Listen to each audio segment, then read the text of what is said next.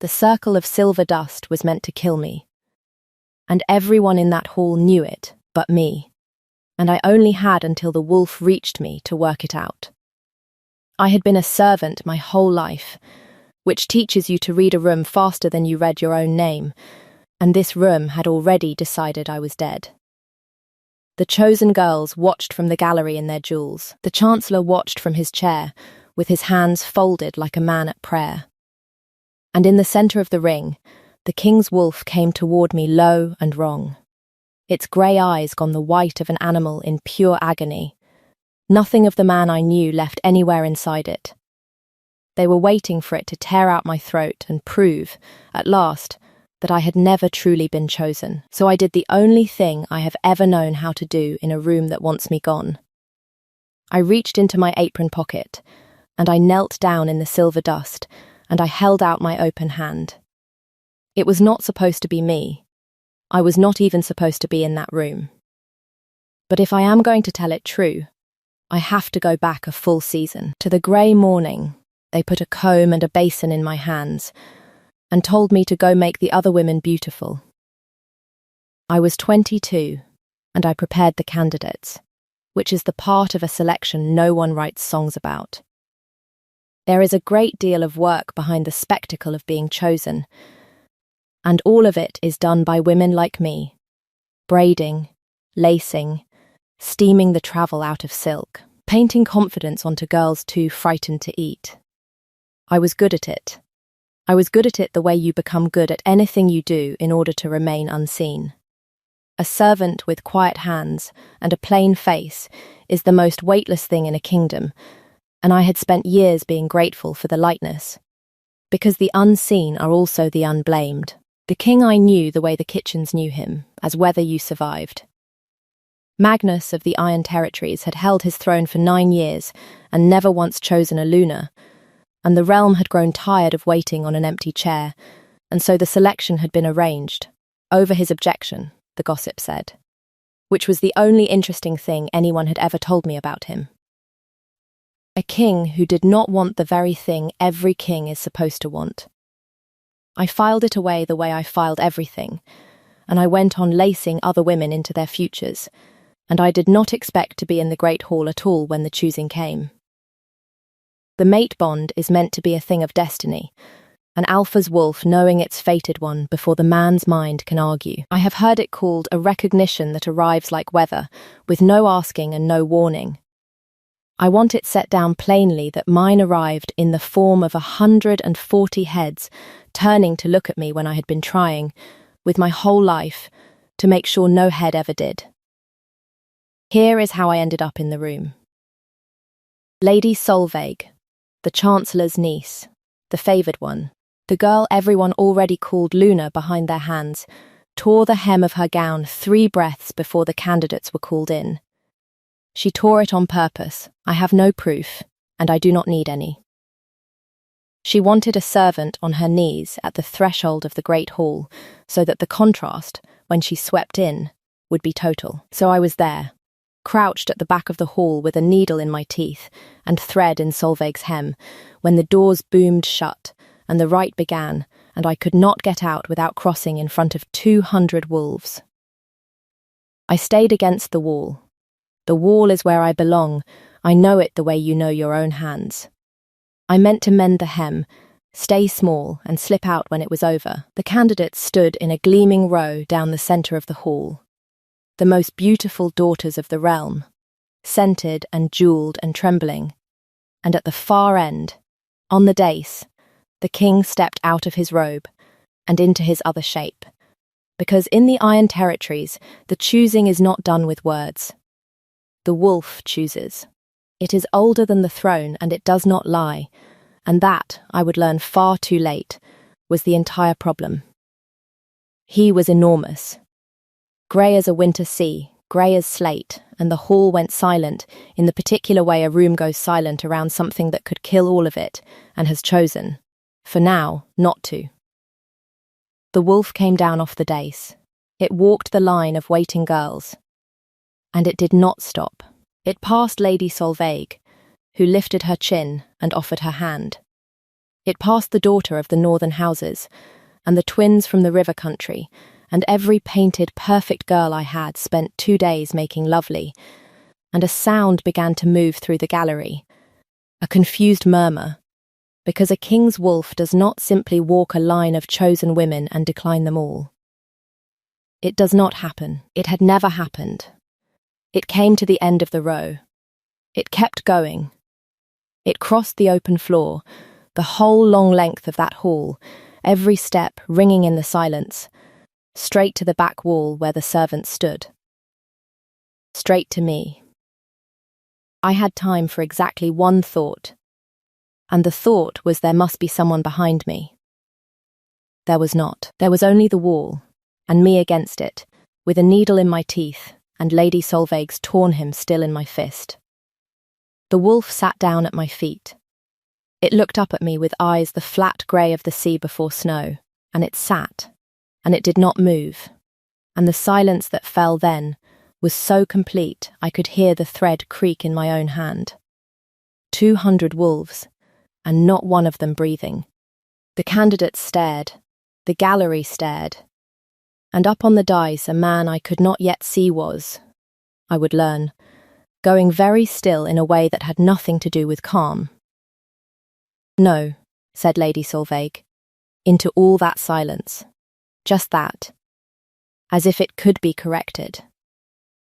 I knelt, not in homage, but because my knees had stopped consulting me, and the wolf leaned its great head against my shoulder, with a sigh I felt in my teeth, the way an animal leans when it has been looking for something for a long time and has finally set it down. And I thought, with the strange flat clarity of the truly doomed, this is going to ruin my entire life. I was right. I was just wrong about how. They did not let me return to the stillness of the servants' quarters after that. You cannot unchoose what the wolf has chosen. The right forbids it. The oldest law there is. And so a girl who had been mending a hem on the floor an hour before was washed and dressed and installed in the candidate's wing, in rooms finer than any I had cleaned, with the door watched by guards who clearly did not know whether they were protecting me or holding me. The Chancellor came to me that first night. Reynard was a smooth, kind-faced man with grey at his temples and a voice like warm oil, the King's chief adviser and the architect of the whole selection, and he sat across from me and folded his hands the way I would later see him fold them at the edge of a killing circle. What a strange thing the bond is, he said gently. It misfires, sometimes, in old bloodlines especially, a confusion, a weakness. The wolf reaches for the nearest warm body and the mind has to clean up after it. He smiled at me as though we were friends with a shared sorrow. You seem a sensible girl, Marin. You understand that you are not a candidate. When this confusion passes, and it will pass, there will be a place for you. A good place. I look after people who help me. I understood him perfectly. He was offering me a way out of a story I had never asked to be in, and a soft landing if I took it, and he was the only person in 2 days who had spoken to me as if I were a person. I want you to remember that he was kind to me first.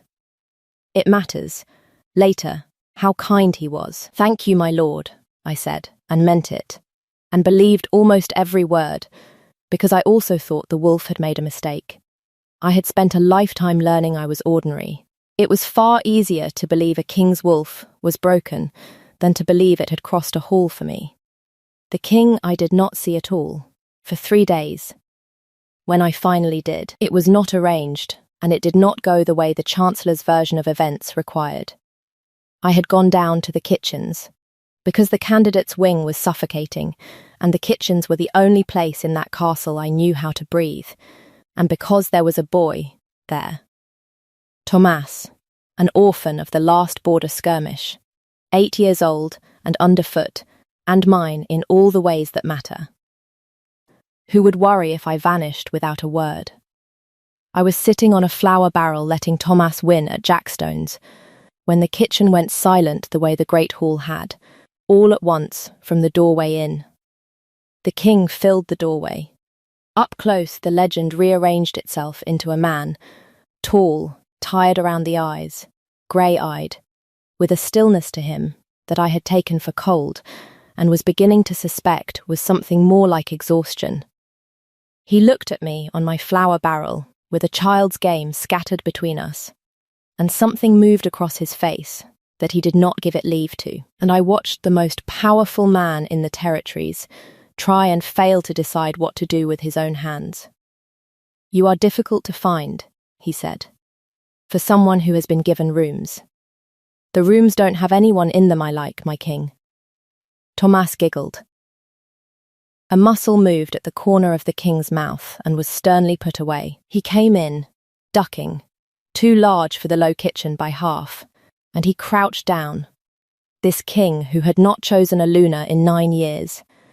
And he gravely lost a round of jackstones to an 8-year-old, and the whole time he kept glancing at me as if I were a sum that would not come right no matter how he worked it. "Your chancellor says your wolf is broken," I said, when Tomas had run off to boast, that it reached for the nearest warm thing. The stillness came over him again, the same one from the dais, I understood now, the stillness of a man struck where there is no armour.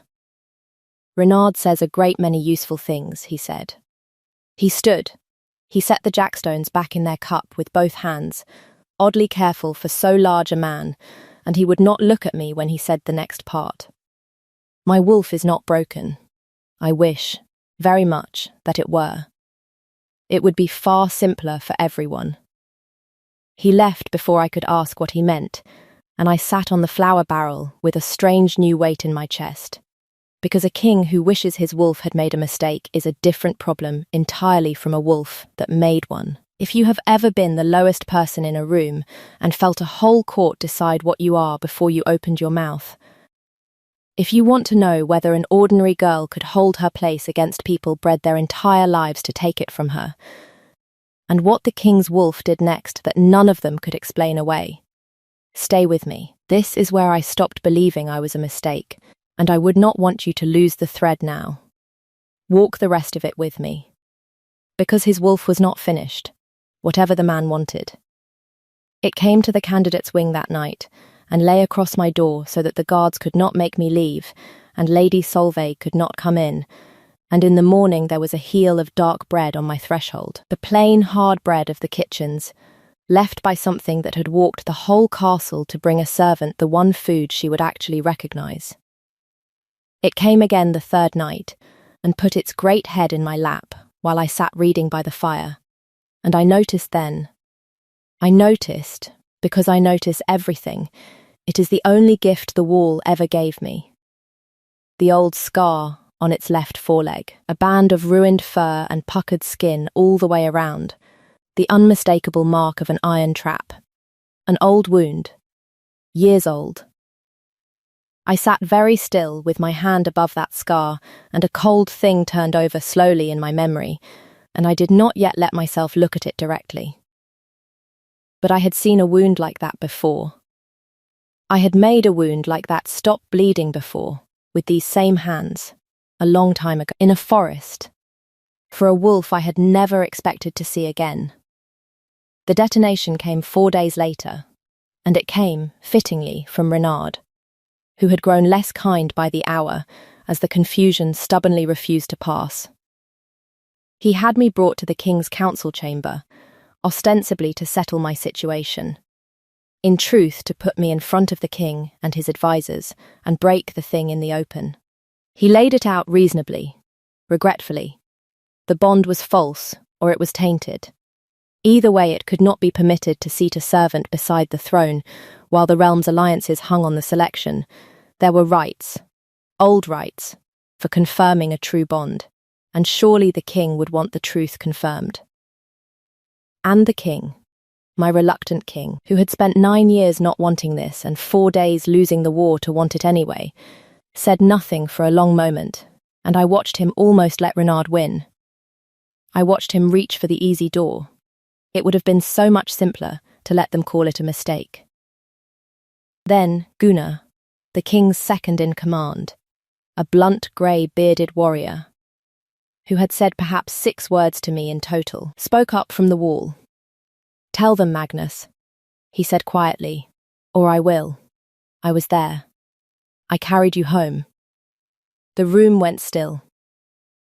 And the king looked at me, really looked, the way the wolf had looked up at me from the hall floor, and he stopped reaching for the easy door, and he told them. 3 years ago, before the throne sat as heavy as it now did, he had gone into the northern forest, alone in his wolf shape, as kings of the Iron Territories sometimes do, to remember he was a creature, and not only a crown. And he had stepped in a poacher's iron trap. And he had lain there a day and a night, silver-touched and fevered, and unable to shift back, dying by slow inches in a wood where no one knew to look for their king, until a girl came along a forest path with bread in her apron and a basket of washing on her hip. A servant girl, who did not run from a wolf the size of a horse caught screaming in iron, who talked to it low and steady while she worked the trap's jaws apart with a rock and her bare bleeding hands, who pulled the silver pin from its leg and bound the wound with a strip torn off her own underskirt, and fed it the bread out of her own pocket, and sat with it until the fever broke, and then, because she was a servant and servants do not expect thanks, simply picked up her washing and went home, never knowing she had knelt in the dirt for the king of the whole territory. "I never saw her face clearly," the king said, to the silent room. "But to me, I had 3 years to memorize a voice and a pair of hands, and the exact way someone says it's all right. It's all right. I have you to a dying animal." My wolf never stopped looking. I held this selection because it was the only way left to bring every woman in the realm into one room where he could find her. His grey eyes did not leave mine. He did not make a mistake on the dais. Marin, he walked the whole hall because he finally found the one person who was ever merciful to him when he was no one at all. I do not remember standing. I remember the cold thing in my memory turning all the way over and becoming heat. I remember Renard's reasonable face doing something it had not planned to do, and I remember that the girl who had spent a lifetime against the wall, who had believed herself a mistake for 4 full days because that was easier than believing she mattered, that girl simply put herself away. Folded up small and gone. Because if it was not a mistake, then I was not weightless after all, and the unblamed do not get to stay unblamed when the king's life turns out to have passed through their hands once already. "Then it was real the whole time," I said, and my voice came out harder than anything I had ever let myself say in that castle. "And you," to Renard, "knew there was a true bond on the table, and you came to my room the first night to make me believe I was nothing, so I would walk away from it before anyone could prove it. You weren't being kind. You were managing a problem." Renard's mouth thinned. The kindness went out of his face like a snuffed lamp, and what was left under it was the thing I should have feared from the first night, and the whole council saw it, and so did I. "Confirm the bond then," he said, very softly to the king, but his eyes stayed on me. "By the old right, if she is so certain." I did not yet know what I had agreed to by being certain in front of him. I learnt it 3 nights later, in a hall floored with silver dust, with a maddened wolf coming low across the ground toward my open hand. The old rite of confirmation is barbarically simple, and that is why no king had called for it in 100 years. The chosen stands alone and unarmed inside a ring, and the alpha's wolf is brought to them, and a true bond will not strike its mate. The wolf will know her, and kneel, and the realm will witness it. A false bond ends the way false things end. There is no third outcome. It is a test that trusts the wolf completely, which is exactly why Renard did not. I found out afterward what he had done, because Gunnar made him say it in front of the court with a blade at his back. Renard had had the wolf's evening meat laced with powdered silver, not enough to kill the king outright, but enough to drive the wolf out of its mind with pain. to burn away the man inside it, and leave only a screaming animal that would not know its own mate from a deer. He had poisoned the one creature in the world that could clear my name, so that it would kill me in front of everyone, and call it the judgment of the bond. He would lose nothing. The king would wake from the silver grief sick and free, married within the season to a niece who would do as her uncle said, and a servant girl would be a tragic footnote about a confusion that ran its course. It nearly worked. I want you to understand how nearly. They brought the wolf in, and I knew at once it was wrong. It came through the gate of the silver ring on 3 legs, the fourth, the scarred foreleg, the one I had healed, buckling under it, foam at its jaws, its grey eyes rolled to a blind and agonized white. There was nothing of Magnus in it. The silver had eaten him out from the inside, and left the beast alone in its body, and the beast was in such pain it would tear apart the first thing it reached, and the first thing it would reach was me. The gallery went the silence of people watching a death they have decided not to prevent. Lady Solveig looked away. Renard folded his hands. And I had a choice, which is the thing they never expect the servant to have. I could run for the edge of the ring, and the right would call the bond false, and I would live, small and disgraced, against my wall, the rest of my life. Or I could do the other thing. I reached into my apron pocket, where there is always bread, because I have been poor my whole life, and the poor do not walk anywhere empty-handed. I knelt down in the silver dust in the path of the maddened king, and I held out my open hand, with the bread in it, the way I had held it out 3 years ago to a dying animal in a wood, and I said the only words that had ever worked on him. "It's all right," I said. "It's all right. I have you." The wolf hit the dust in front of me, and did not stop, and I did not move. And I saw the silver chain then, the silvered length Renard's man had used to drag it, lying in the dust between us, the thing keeping the poison singing in its blood. So I closed my bare hand around it. I will not pretend it was brave so much, as it was the only thing left. Silver burns a wolf. It only sears the rest of us. It seared me.